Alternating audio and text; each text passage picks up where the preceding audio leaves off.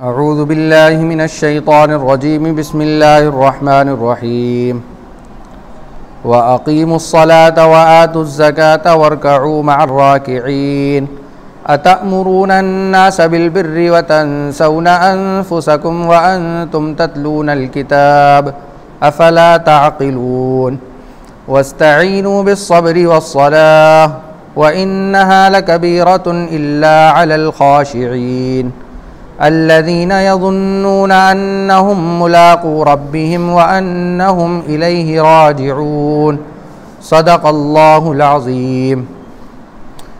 सूरह बक़रा की आयत नंबर 43, 44, 45 और 46 तिलावत की गई, जिसका तर्जुमा है वाक़ीमुस्सलाता व आतुज़्ज़काता वरकऊ मअर्राकिईन, और नमाज कायम करो और ज़कात अदा करो और रुकू करने वालों के साथ रुकू करो। अतअमुरूना अन्नास बिलबिर्रि व तंसौना अनफुसकुम, क्या तुम लोगों को नेकी का हुक्म करते हो और अपने आप को भुला बैठे हो।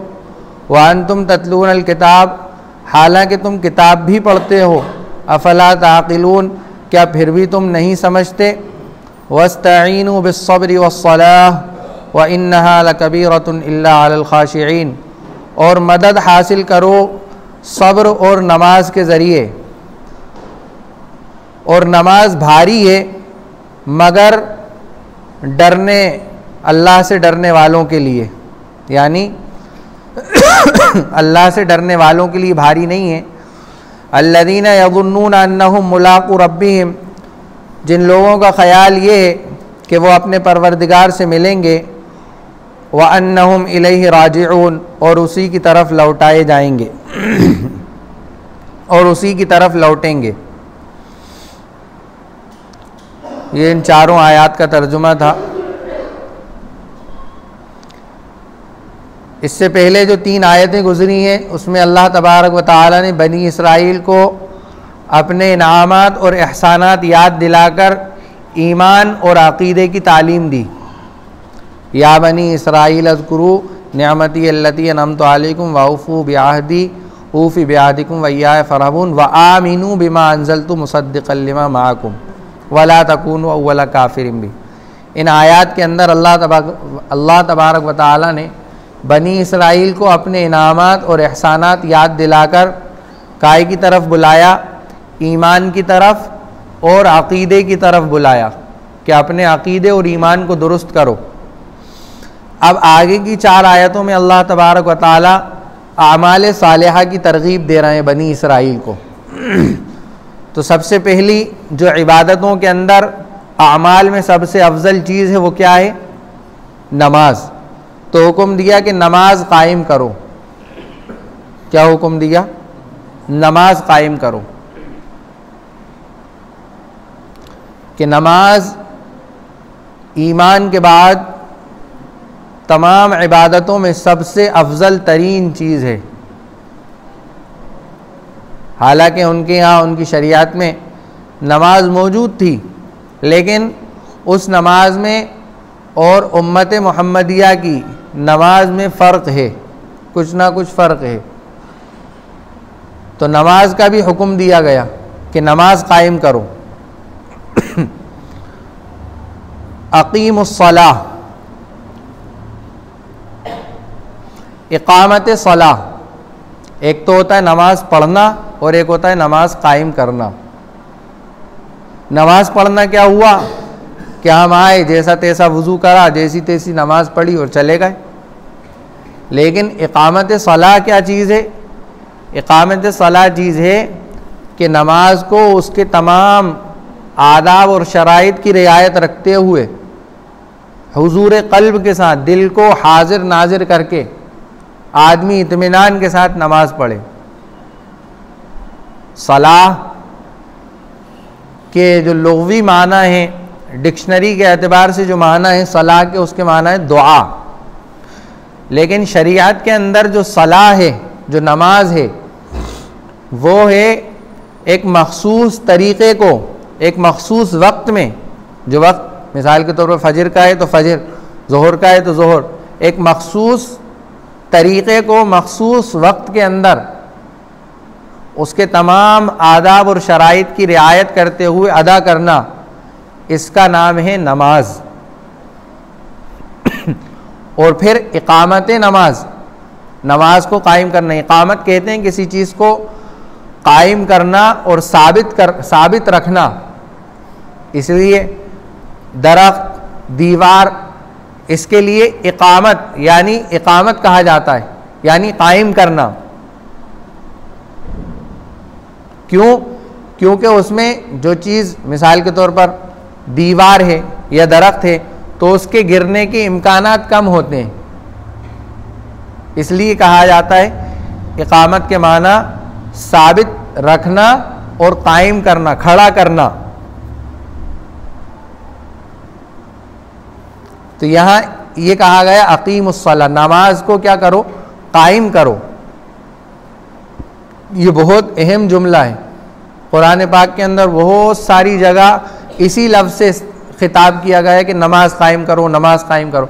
एक दो जगह कहा गया है कि नमाज पढ़ो, बाकी हर जगह इकामत सलाह मुराद लिया गया।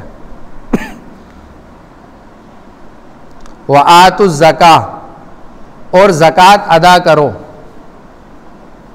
वरकऊ मअर राकिईन, और रुकू करो रुकू करने वालों के साथ। चुनाचे बनी इसराइल जो उस वक्त यहूद व नसारा थे, उनको कहा गया है कि नमाज कायम करो। हालांकि उनके यहाँ नमाज मौजूद थी पहले से, लेकिन आगे उनसे कहा गया है कि रुकू करने वालों के साथ रुकू करो। इसका मतलब भी यही है कि नमाज पढ़ो, पूरी नमाज। एक नमाज का एक हिस्सा लिया, यानी पूरी नमाज के अंदर जैसे क़याम होता है, रुकू होता है, सजदा होता है, तशहुद होता है, अत्तहियात में बैठना, इन सब में से सिर्फ एक चीज़ ली गई, क्या? रुकू। कि रुकू करने वालों के साथ रुकू करो, मतलब ये है कि नमाज पढ़ो। अब बात यह है कि रुकू ही क्यों यहाँ पर मुराद लिया गया? सजदा क्यों नहीं कहा गया कि सजदा करने वालों के साथ सजदा करो या खड़े रहने वालों के साथ खड़े हो जाओ? इसलिए कि बनी इसराइल के अंदर नमाज थी बग़ैर रुकू की, यानी उसमें रुकू नहीं था उनकी नमाज में, उनकी शरीयत में रुकू नहीं था। रुकू ये उम्मत मुहम्मदिया की खासियत है। इसलिए उनसे कहा गया है कि जिस तरह ये मौजूदा मुसलमान, इस्लाम के मानने वाले, मुहम्मदुर रसूलुल्लाह सल्लल्लाहु अलैहि वसल्लम के मानने वाले जिस तरीक़े से नमाज पढ़ रहा है रुकू वाली, उस नमाज के अंदर शामिल हो। और रुकू का लफ्ज़ यहाँ लाने की वजह एक और ये है कि रुकू के अंदर झुकाव होता है। क्या होता है? रुकू के अंदर झुकाव होता है। सजदे के अंदर तो होता ही होता है, सजदा तो उनके यहाँ भी था, लेकिन रुकू के अंदर भी झुकाव होता है। तो इसलिए कहा गया है कि रुकू करो। अच्छा, ये नमाज का और ज़कात का और रुकू करने वालों के साथ रुकू करने का हुक्म क्यों दिया गया? क्योंकि ये जो मौजूदा बनी इसराइल थे, उनमें से यहूद व नसारा थे, यहूद थे, उनमें से बाज़ लोग मुसलमान हो गए।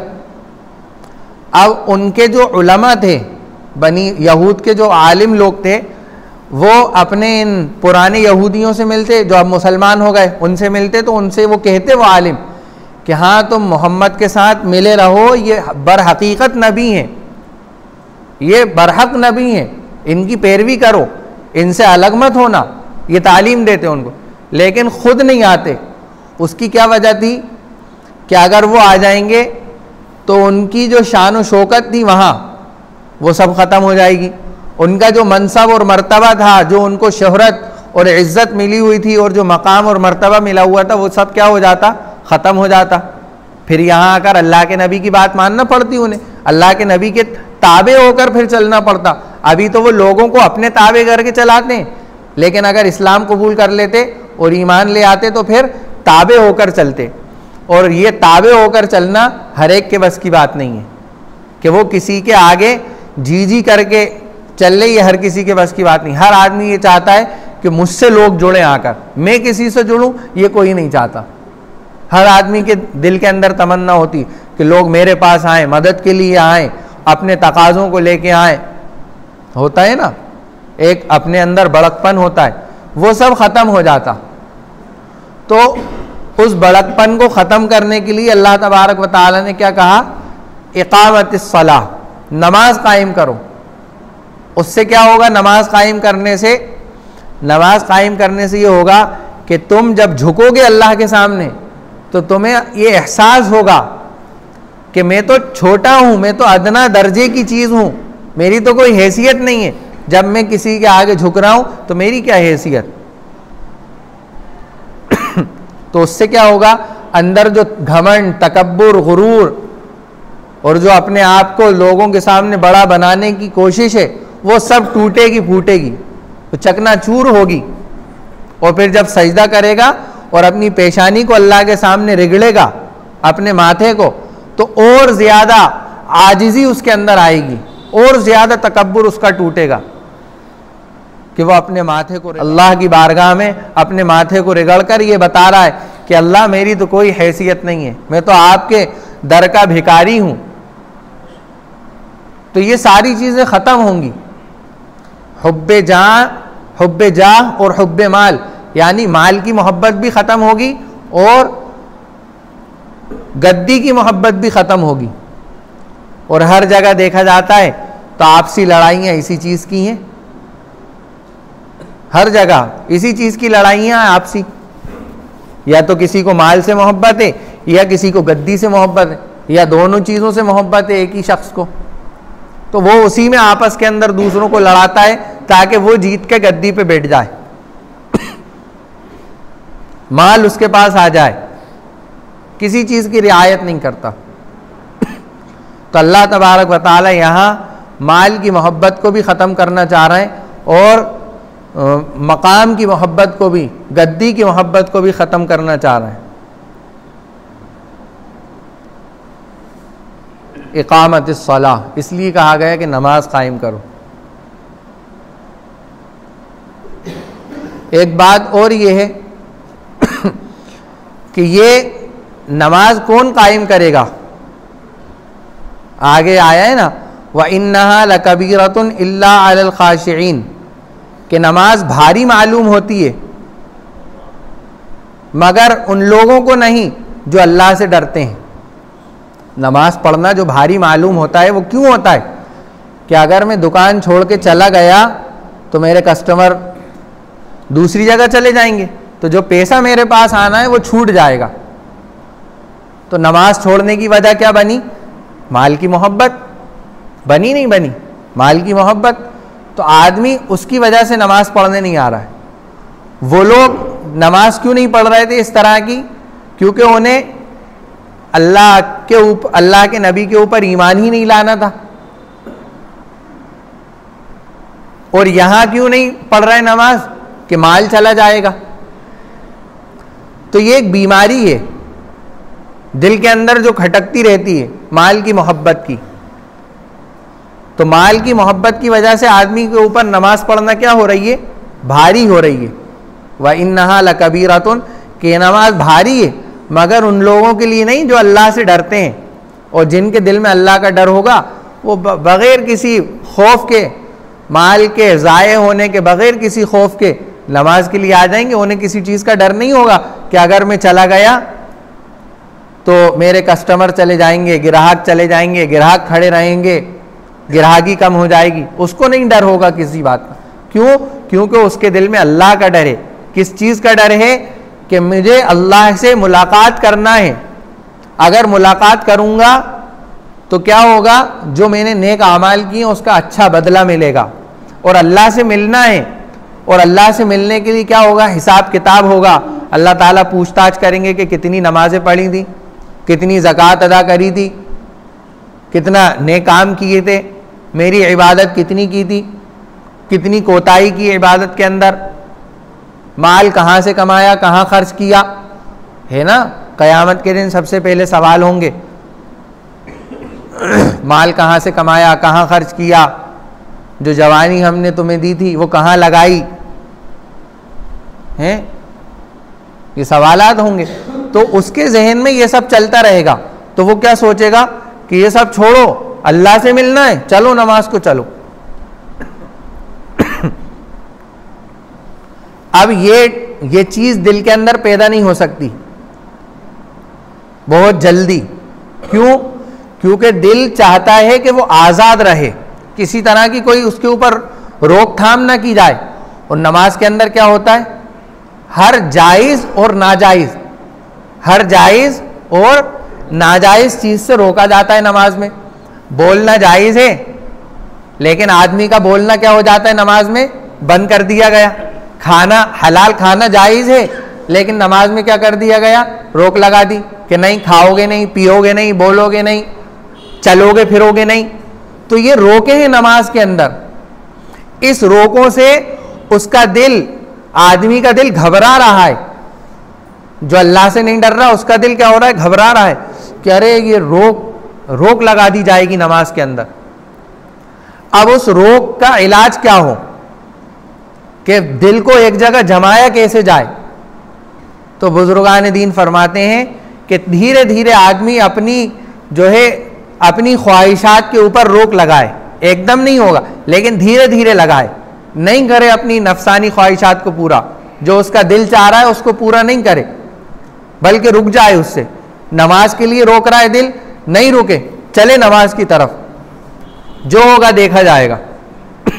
जब ये धीरे धीरे आदमी करने लगेगा तो एक वक्त ऐसा आएगा कि वो उसकी जो तबई ख्वाहिशात थी, यानी उसकी जो तबीयत के अंदर एक बात आ गई थी कि नमाज छोड़ने में उसको सुकून मिलता था, अब उसकी हालत ये हो जाएगी कि अब नमाज पढ़ने में उसको सुकून मिलेगा और नमाज छोड़ने पे वो बेचैन हो जाएगा, बेकरार हो जाएगा। ये कैफियत होगी उसकी। तो वो धीरे धीरे होगा, एकदम नहीं होगा। तो इकामत सलाह, नमाज कायम करो। क्यों कायम करवाई जा रही है? ताकि माल की मोहब्बत ख़त्म हो और मकाम और मर्तबे की, गद्दी की मोहब्बत ख़त्म हो। एक हदीस में आता है कि अल्लाह के नबी सल्लल्लाहु अलैहि वसल्लम ने फरमाया कि तुम हलाक हो जाओगे। एक ज़माना ऐसा आएगा, मैं उसका बहुत मुख्तसर से तर्जुमा आपके सामने कर रहा हूँ। एक ज़माना तुम पर ऐसा आएगा कि तुम सब के सब हलाक हो जाओगे। सहाबा ने पूछा,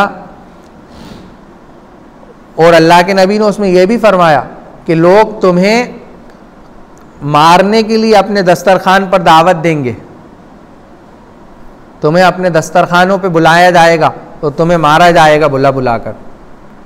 तो सहाबा ने पूछा कि अल्लाह के नबी, क्या हम उस वक्त तादाद के अंदर कम होंगे? तो अल्लाह के नबी ने फरमाया, नहीं, तुम तादाद में बहुत ज्यादा होगे, बहुत तादाद होगी तुम्हारी, कसरत होगी तुम्हारी तादाद की। फिर पूछा कि फिर क्या वजह रहेगी कि हमें लोग मारेंगे और हमारा बुरा हाल हो जाएगा और हम हलाक कर दिए जाएंगे? तो फिर अल्लाह के नबी ने फरमाया, हुब्बुद दुनिया व कराहियतुल मौत, कि तुम्हारे अंदर दुनिया की मोहब्बत आ जाएगी और मौत से कराहत आएगी, मौत से डरोगे तुम, ऐसा नहीं मर जाऊं, कोई मार दे। दो चीजें तुम्हारे अंदर पैदा हो जाएंगी, दुनिया की मोहब्बत और मौत का डर।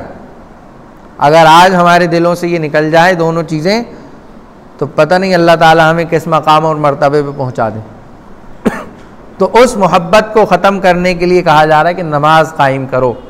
अब आइए आपके बात समझ में कि नमाज क्या चीज़ है। नमाज जो कहा जाता है ना कि हमारी 24 घंटे की ज़िंदगी काय पे आ जाए, सिफत सलात पर आ जाए। यानी नमाज के अंदर तो जायज़ और नाजायज़ दोनों चीज़ों से रोका जा रहा है। अब ये सिफत सलात पर, यानी जो नमाज की जो सिफत है उस पर जो ज़िंदगी आएगी वो कब आएगी? जब हम पूरे ध्यान, पूरी तवज्जो के साथ दिल को जमा कर। अच्छा, एक बात और कह दूं, ये बात मुझे आप याद दिला देना जो कंटिन्यू चल रही है, बीच में एक बात याद आ गई कि दिल भागेगा इधर उधर। जब आप नमाज के लिए नियत बांधोगे ना, तो दिल पहले शुरू में तो इधर उधर भागेगा, लेकिन ऐसा नहीं हो सकता कि दिल को दो जगह रखा जाए। यानी नमाज की तरफ भी दिल मुतवज्जे रहे और दूसरी चीजें भी सोचता रहे, ये नहीं हो सकता। दिल तो एक ही तरफ मुतवज्जे होगा। अब ये आपको करना है कि उसको किस तरफ मुतवज्जे रखें। आप इस तरफ नमाज के अंदर दिल को मुतवज्जे रखें कि अरे मुझे अल्लाह से मुलाकात करना है, मुझे अल्लाह के पास जाना है, हिसाब किताब देना है, और वहाँ क्या होगा ये पता नहीं, मैं इसके बाद नमाज मिल पाए मुझे कि नहीं मिल पाए, ये मेरी ऐसा तो नहीं आखिरी नमाज हो, इसके बाद मैं नमाज पढ़ भी पाऊँ। जब आदमी ये सारी फिक्रें, ये सारी सोचें सोचता रहेगा तो फिर उसका दिल इधर उधर नहीं भागेगा।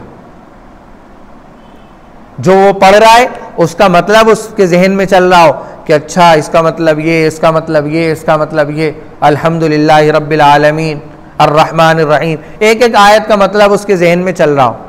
जुबान से तो वो क्या पढ़ रहा है, अरबी पढ़ रहा है, लेकिन तर्जुमा उसके जहन में चल रहा हो, तो फिर क्या होगा, उसका जहन और दिल इधर उधर नहीं भागेगा, वो एक जगह जमा रहेगा। वातुज़ ज़का, और ज़कात अदा करो, वरकऊ मअर राकिईन, और रुकू करो रुकू करने वालों के साथ। ये भी समझा दिया मैंने, रुकू करो रुकू करने वालों के साथ क्यों कहा गया।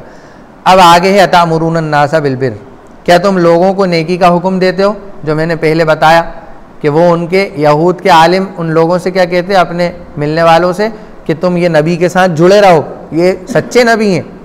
तो ये उसी की तरफ इशारा है कि तुम लोगों को तो नेकी का हुक्म करते हो, वतनसौना अनफुसकुम, और अपने आप को भुला बैठे हो, अपनी खबर ही नहीं लेते।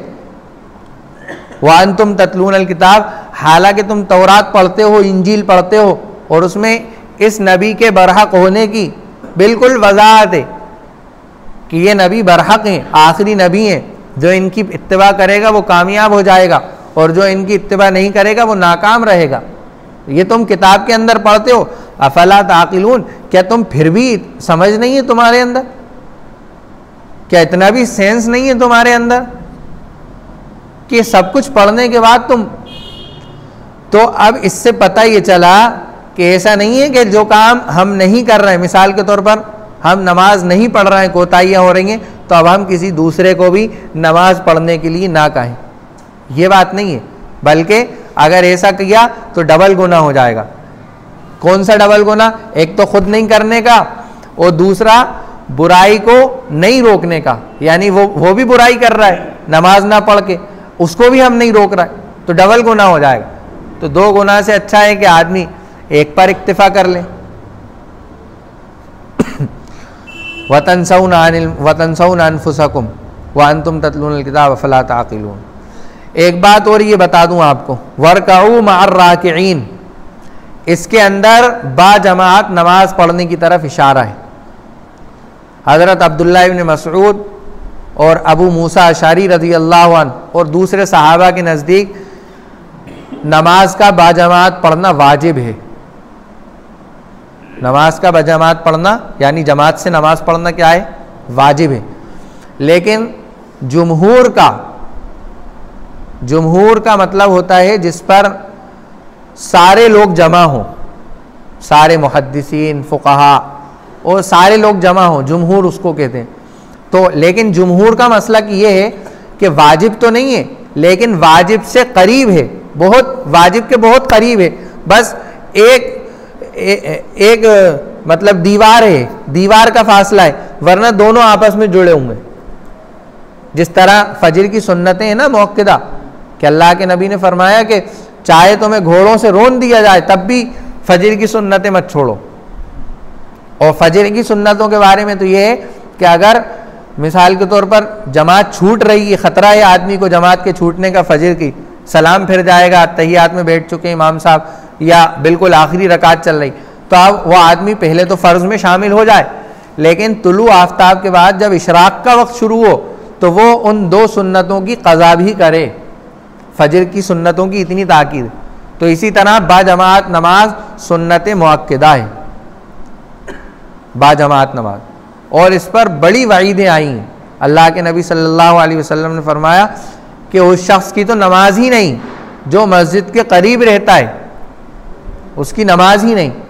लेकिन इस हदीस का मतलब जुमहूर ने ये निकाला है कि नमाज तो हो जाएगी लेकिन जमात का सवाब उसको नहीं मिलेगा, और लेकिन इसकी आदत नहीं बनाना चाहिए कि घर में नमाज पढ़ रहे हैं। कोई उज़्र शरई हो। एक लंबी हदीस है हज़रत अब्दुल्लाह इब्न मसऊद रज़ी अल्लाह अन्हु की, वो बयान करते हैं कि अल्लाह के नबी सल्लल्लाहु अलैहि वसल्लम के ज़माने में ऐसा शख्स भी मस्जिद में लाया जाता था जो 2 लोगों के सहारे से मस्जिद में आ सकता हो। यूं 2 लोगों के सहारे से मस्जिद में। अल्लाह के नबी खुद आखिरी वक्त में इस हालत में मस्जिद में नमाज के लिए आए कि आपके पैर मुबारक ज़मीन पर लुथड़ रहे थे और आप 2 सहाबा के सहारे से मस्जिद में आए, इस हद तक। लेकिन ज़रा सी मामूली सी चीज़ों के लिए आदमी जमात से नमाज छोड़ देता है। जमात से नमाज ही छोड़ देता है। जमात से नमाज की तो मैं बात दूर है, नमाज ही छोड़ दे। अरे साहब मजबूरी है, हाथ टूट गया मजबूरी बता रहा है, पैर टूट गया मजबूरी बता रहा है, वहां तो लुथड़ते हुए आ रहे हैं नमाज में। यहां तक आया है आखिरी दर्जा नमाज के पढ़ने का, इशारों से पढ़ सकते हो तो इशारों से पढ़ो। सोचिए आप नमाज कितनी अहम चीज होगी कि जो कहा जा रहा है कि अगर इशारे से भी पढ़ सकते हो तो इशारे से नमाज पढ़ो, छोड़ो मत मगर नमाज को। बस अब 2 आयतें और हैं इंशाअल्लाह, वक्त भी ज़्यादा हो गया। वस्तईनु बिस्सब्रि वस्सलाह से 2 आयतें आगे मिलाकर इंशाअल्लाह आगे बयान किया जाएगा। अल्लाह तबारक व तआला हमें जो है नमाज़ों का बहुत बहुत पाबंद बनाए। 2 गुजारिशात करना है। पहली गुजारिश तो ये है कि इस वक्त शादियों का सीज़न है और हर दिन कहीं ना कहीं डेग डब्बे बजाकर शादियां हो रही हैं। तो मेरी दरख्वास्त ये है कि अगर आपके महल्ले में, आपके अड़ोस में, पड़ोस में कहीं पर भी रिश्तेदारों में इस तरह की शादियां हो तो सबसे पहले जाके आप मना करें। ये मत सोचें कि बुराई हो जाएगी, बिल्कुल इस बात को अपने जहन से निकाल दें। इस वक्त बिल्कुल निकाल दें, जाकर उनको रोकें, साहब ये शादी हो रही है, डेग बज रहा है, अगर ये बंद नहीं हुआ तो हम क़ज़ियात में कह देंगे और वहाँ से आपका निकाह कैंसिल हो जाएगा। और काजी साहब से भी दरख्वास्त है कि वो इस वक्त बहुत ज़्यादा पाबंदी लगाएं। पिछले हफ्ते मैंने कहा था कि पूरे मुआशरे से बुराई ख़त्म हो, 1-2 लोगों के उससे ख़त्म नहीं होती। पूरे लोग जब तक मुआशरे से बुराई को ख़त्म नहीं करेंगे तब तक अल्लाह की मदद नहीं आएगी। अभी कुछ दिन पहले यहीं से निकल रही थी बारात, 4 दिन पहले वहाँ कच्ची मस्जिद के इधर कहीं डेग डब्बे बज रहे थे खूब ज़ोरदार। तो ये कब तक हम, क्या आप बिल्कुल हम पिटना ही मांग रहे हैं? क्या चाह रहे हैं हम?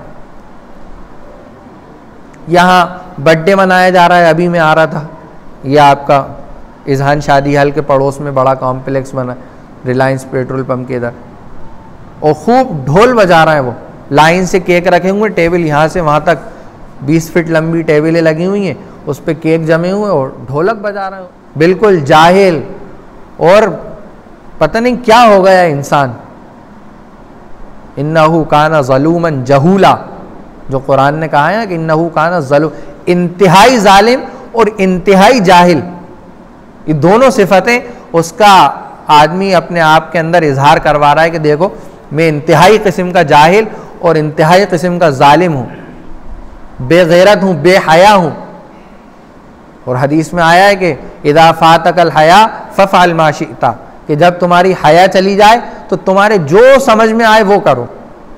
जब हया ही चली गई तब कुछ बाकी नहीं रहा, जो चाहो वो करो। तो ये नौजवान, हमारे नौजवान साथियों से दरख्वास्त है कि वक्त की नज़ाकत को समझ लें, वक्त के हालात को समझ लें, वरना अल्लाह की तरफ से हमारे हज़रत तो अब कह रहे हैं कि इम्तिहान हाल में हम लोग बैठ चुके हैं। काय में बैठ चुके हैं? इम्तिहान हाल में बैठ चुके हैं। अब कोई ये चाहे कि मैं बगैर इम्तिहान के चले जाऊं तो हो ही नहीं सकता। जब बैठ चुके हैं मतलब बैठ चुके हैं। अब तो या तो फेल हो गए आप, या तो ईमान वाले हो गए, या दज्जाल वाले हो गए। ये इम्तिहान के हाल में हम बैठ चुके हैं इस वक्त। बस इम्तिहान शुरू है अब हमारा, यानी चल रहा है, कंटिन्यू है इम्तिहान। ये नहीं सोचें कि उसके लिए बाकायदा कोई तख्ती अल्लाह की तरफ से आएगी और उस पर हमसे लिखवाया जाएगा कि तुम मुसलमानों के नहीं। हमारे आमाल, हमारा किरदार और हमारी इस्लामियात को देखकर हमारा इम्तिहान लिया जा रहा है। कि हम कितने पक्के मुसलमान, कितने पक्के ईमान वाले, कितने पक्के अल्लाह के नबी के मानने वाले। अब वो इम्तिहान या तो शादी के ज़रिए से हो सकता है, किसी भी ज़रिए से इम्तिहान हो सकता है। तो बस उस इम्तिहान में हमें कामयाब होने की फ़िक्रें शुरू करना है आज ही से इंशाअल्लाह। अल्लाह ताला मुझे भी, आप तमाम हज़रात को भी इन बातों पर अमल करने की तौफ़ीक़ अता फ़रमाए। व आखिरु दावाना अल्हम्दुलिल्लाहि रब्बिल आलमीन।